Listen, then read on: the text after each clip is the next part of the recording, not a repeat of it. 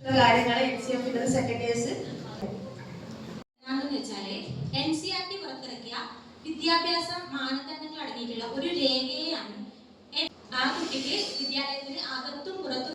അതിൽ 1986-ലെ NEP-യുടെ നിർദ്ദേശത്തെ തുടർന്നാണ് ദേശീയ പാഠ്യപദ്ധതി രൂപീകരിച്ചിട്ടുള്ളത്. പിന്നെ NCF-ന് ഒരുപാട് മെറിറ്റ്സ് ഉണ്ടെന്ന് എല്ലാവർക്കും ഇപ്പൊ മനസ്സിലായില്ലേ?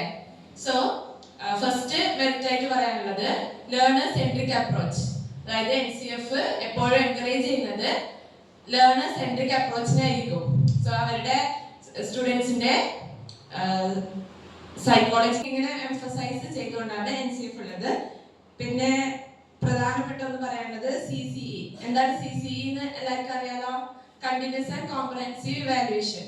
അതായത് NCF എൻകറേജ് ചെയ്യുന്നത് ഓൺഗോയിങ് അസസ്മെന്റിനാണ്. അതായത് ഫൈനലിൽ ഒരു അസസ്മെന്റ് ചെയ്യുന്നതിനെ ഏറ്റവും ഇമ്പോർട്ടന്റ് ആയിട്ടുള്ള ഒരു കാര്യമാണ് ഇൻക്ലൂസീവ് എഡ്യൂക്കേഷൻ എന്ന് വെച്ചാൽ. അപ്പൊ എന്താണ് ഇൻക്ലൂസീവ് എഡ്യൂക്കേഷൻ ഇവിടെ ഇരിക്കുന്ന എല്ലാവർക്കും അറിയാമെന്ന് വിചാരിക്കുന്നു. അപ്പോൾ ഒരു കുട്ടിയെ പോലും എഡ്യൂക്കേഷൻ സിസ്റ്റത്തിൽ എക്സ്ക്ലൂഡഡ് ആക്കാതെ, അതിപ്പം ജെൻഡറിന്റെ ബേസിലാണെങ്കിലും സെക്സിന്റെ ബേസിലാണെങ്കിലും സോഷ്യോ എക്കണോമിക് സ്റ്റാറ്റസിന്റെ ബേസിലാണെങ്കിലും അല്ലെങ്കിൽ എബിലിറ്റീസിന്റെ ബേസിലാണെങ്കിലും ഒരു കുട്ടിയെ പോലും എഡ്യൂക്കേഷനിൽ എക്സ്ക്ലൂഡഡ് ആക്കാതെ എല്ലാവരെയും എഡ്യൂക്കേഷനിൽ എൻഗേജ് ചെയ്യിപ്പിക്കുക എന്നുള്ളതാണ് NCF-ന്റെ മെയിൻ ആയിട്ടുള്ള അല്ലെങ്കിൽ മേജർ ആയിട്ടുള്ള ഒരു പ്രിൻസിപ്പിൾ എന്ന് പറയുന്നത്. അപ്പൊ ആസ് എ ടീച്ചർ അല്ലെങ്കിൽ ആസ് എ ടീച്ചർ സ്റ്റുഡന്റ് നമ്മൾ അത് ഇംപ്ലിക്കേറ്റ് ചെയ്യാൻ ഏറ്റവും ബാധ്യസ്ഥരാണ് നമ്മൾ.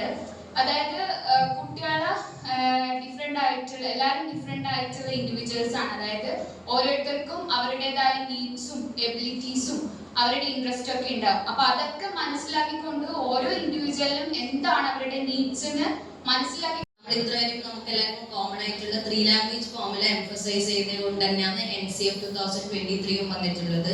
അപ്പൊ നമ്മുടെ 3 ലാംഗ്വേജ് ഫോമുല എന്ന് പറയുന്നത് R1, R2, R3. അതായത് R1 എന്ന് പറയുന്നത് നമ്മുടെ മദർ ടങ്, ഒന്നിക്കലും മദർ ടങ് അല്ലെങ്കിൽ നമുക്ക് ഫെമിലിയർ ആയിട്ടുള്ള ഒരു ലോക്കൽ അല്ലെങ്കിൽ റീജിയണൽ ലാംഗ്വേജ് ആണ്. നമ്മുടെ ഫൗണ്ടേഷണൽ സ്റ്റേജിൽ കുട്ടികൾക്ക് മീഡിയം ഓഫ് ഇൻസ്ട്രക്ഷൻ അല്ലെങ്കിൽ പഠിപ്പിക്കേണ്ടത് R1-ലായിരിക്കണം എന്നുള്ളതാണ് ആദ്യം പറയുന്നത്. പിന്നെ നമ്മുടെ ഫൗണ്ടേഷണൽ സ്റ്റേജ് കഴിഞ്ഞിട്ട് അടുത്ത പ്രിപ്പറേഷണൽ സ്റ്റേജിൽ വരുന്ന സമയത്ത് R2 കൂടെ ഇൻട്രൊഡ്യൂസ് ചെയ്യണം. ഇപ്പൊ R2 എന്ന് പറയുന്നത് ഒരു ഫോറിൻ ലാംഗ്വേജ് ആയിരിക്കണം എന്ന് പറയുന്നുണ്ട്. ഒരു ഫോറിൻ ലാംഗ്വേജിൽ അപ്പോൾ R1-ൽ കുട്ടി പ്രൊഫഷണൽ ആയിക്കൊണ്ട് നിൽക്കുമ്പോൾ നമ്മൾ സെക്കൻഡ് ഒരു ലാംഗ്വേജ്, അതായത് first language, second language, third language ആണ്. പിന്നെ പറയുന്നത് R3 എന്ന് പറയുന്ന ലാംഗ്വേജ് ഇൻട്രൊഡ്യൂസ് ചെയ്യുക. അപ്പൊ ഈ R3 എന്ന് പറയുന്ന ലാംഗ്വേജ് എന്തായാലും ഇന്ത്യൻ ലാംഗ്വേജ് ആയിരിക്കണം, ഒരു ഇന്ത്യൻ റീജിയണൽ ലാംഗ്വേജ് ആയിരിക്കണം എന്നാണ് പറയുന്നത്. അപ്പൊ ഇത് മെയിൻ ആയിട്ട് പറയുന്നത് എന്ന് വെച്ചാൽ ഇങ്ങനെ ഒരു 15 വയസ്സാവുമ്പോഴത്തേക്ക് 14-15 വയസ്സാവുമ്പോഴത്തേക്ക് ഒരു കുട്ടി 3 ലാംഗ്വേജിൽ പ്രൊഫിഷ്യന്റ് ആയിരിക്കും. കുറച്ച് ഗൈഡിങ് പ്രിൻസിപ്പൾസ് NCF 2005 മുന്നോട്ടേക്ക് വെക്കുന്നുണ്ട്.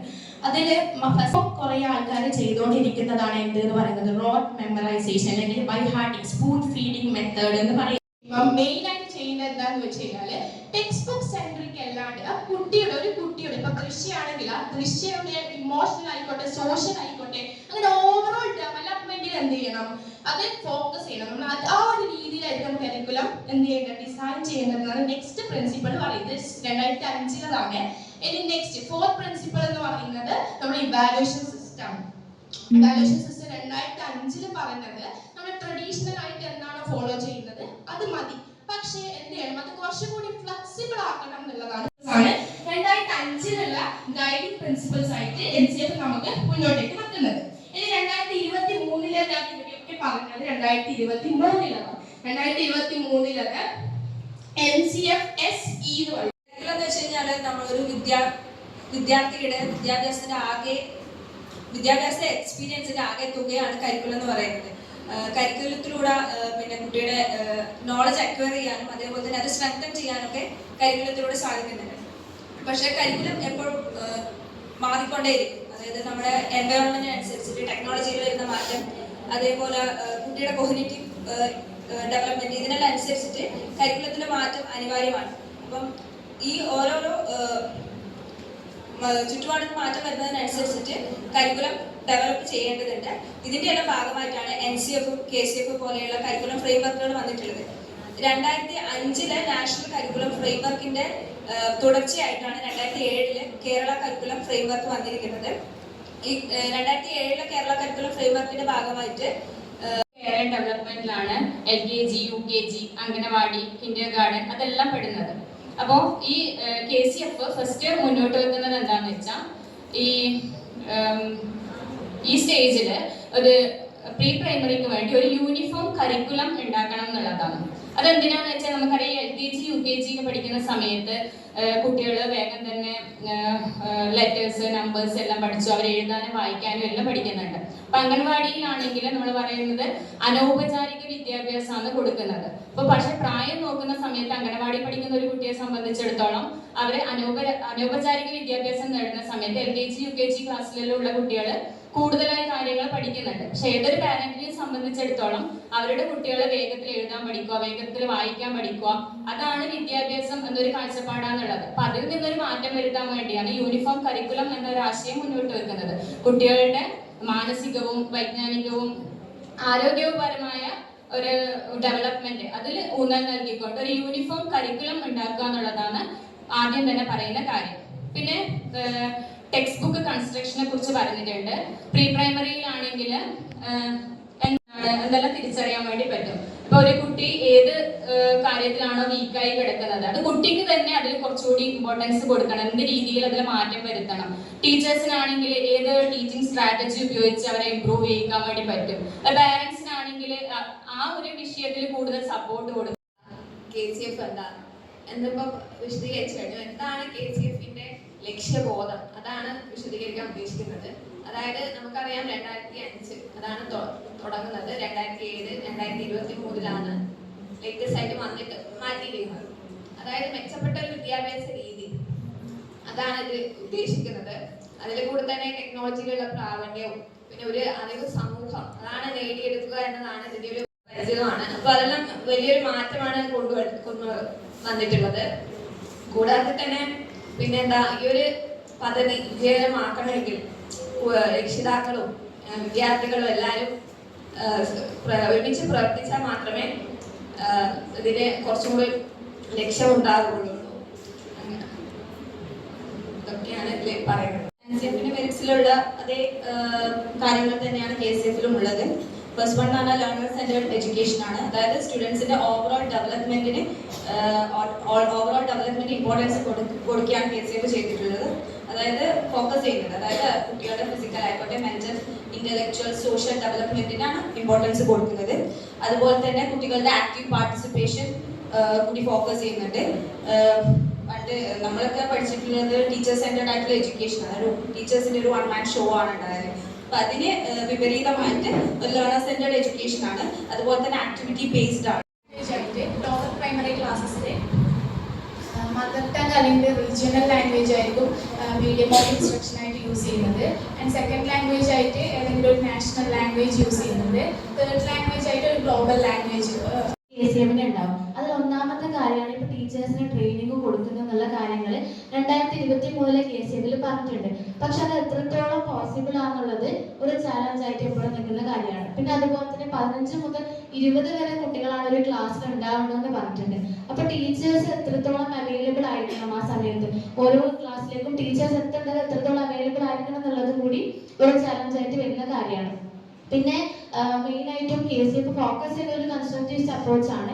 അതുകൊണ്ട് തന്നെ അത്തരത്തിലുള്ള അപ്രോച്ചുകൾ മുന്നോട്ടുള്ള കാര്യമാണ്. പിന്നെ വരുന്നൊരു കാര്യമാണ് റിസോഴ്സിന്റെ കാര്യത്തിൽ, അതായത് റൂറൽ ഏരിയാസിലെല്ലാം ടീച്ചിങ് എയ്ഡ്സ് ആണെങ്കിലും ടെക്നോളജി ആണ്. ഒന്നാമത്തെ കാര്യം എന്ന് പറയുന്നത് അധ്യാപകരുടെ പരിശീലനം തന്നെയാണ്. ഇപ്പം പുതിയൊരു കാര്യം നമ്മൾ കുട്ടികളിലേക്ക് എത്തിക്കുന്ന സമയത്ത് അധ്യാപകർക്കാണ് അതിൽ കൂടുതൽ അറിവും പിന്നെ എങ്ങനെയാണ് അത് കുട്ടികളിലേക്ക് എത്തിക്കേണ്ടത് എന്ന കാര്യത്തിൽ അധ്യാപകർക്ക് നല്ലൊരു അറിവുണ്ടായാൽ മാത്രമേ അത് കുട്ടികളിലേക്ക് എത്തിക്കാൻ പറ്റൂ. അതിനുള്ളൊരു വെല്ലുവിളി എന്ന് പറയുന്നത് സമയമാണ്. എത്രമാത്രം സമയം അധ്യാപകർക്ക് പരിശീലനം കിട്ടാൻ വേണ്ടിയിട്ടുണ്ട് എന്ന് നമുക്ക് ഒരു വെല്ലുവിളിയായിട്ട് ഇത് പറയുന്നുണ്ട്.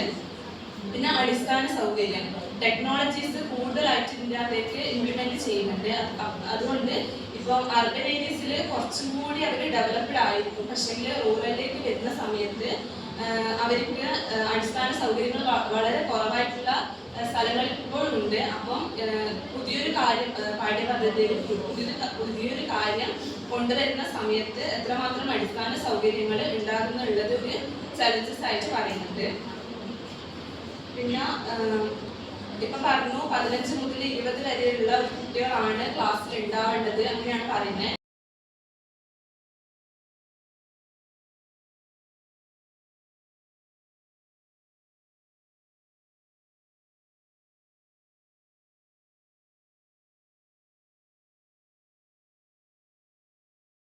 അറിയാത്ത അവസ്ഥ ഇപ്പോഴും ഉണ്ട് എന്നുള്ളതാണ് അറിയാൻ സാധിച്ചത്.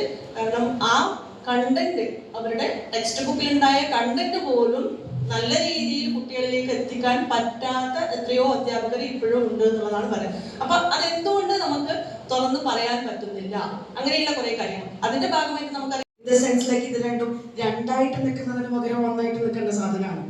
ഓക്കെ, അപ്പോൾ ഈ NCF-ൽ പറയുന്ന കാര്യങ്ങൾ ഇംപ്ലിമെന്റേഷൻ ലെവലിൽ കൊണ്ടുവരിക എന്നുള്ളതാണ് KCF-ന്റെ ചുമതല. അതാണ് ശരിക്കും ആക്ച്വലി സിമ്പിൾ ആയിട്ട് പറഞ്ഞാൽ ഇവർ തമ്മിൽ രണ്ടിലുള്ള റിലേഷൻഷിപ്പ് എന്ന് പറയുന്നത്.